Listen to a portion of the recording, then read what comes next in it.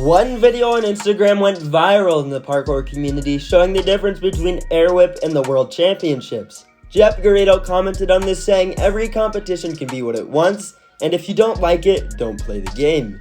He also said people have problems with Red Bull's Art of Motion every year.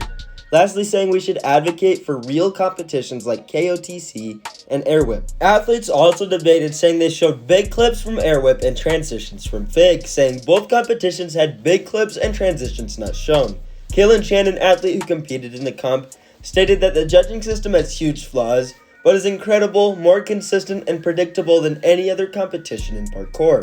The Coda Points judging system is flawed, and because of that, FIG took a handful of athletes to represent the concerns of these athletes, something Red Bull has never done with their competitions. Callum Powell's wisdom is shown through his new Callum tip, saying that parkour is grossly misrepresented in this competition. While FIG may figure out how to represent the sport, Callum also brought up the point that this will help FIG try to dominate parkour and use money from it for gymnastic events. With short-term game, FIG has destroyed the hard work athletes have made for this little industry. Mark Bush even proved Callum's point by showing that in Portugal you need a FIG license to coach. Both sides have valid points and this will never be resolved. Here are a few things athletes can do to think for themselves in the future of this event.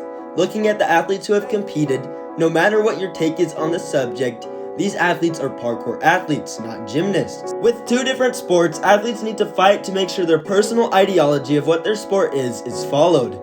Not being against these athletes but trying to work with them and understand different viewpoints is essential to create a solid basis for our sport. As a community, working together to fight for a forward goal is what will make this sport successful and more accessible for new athletes.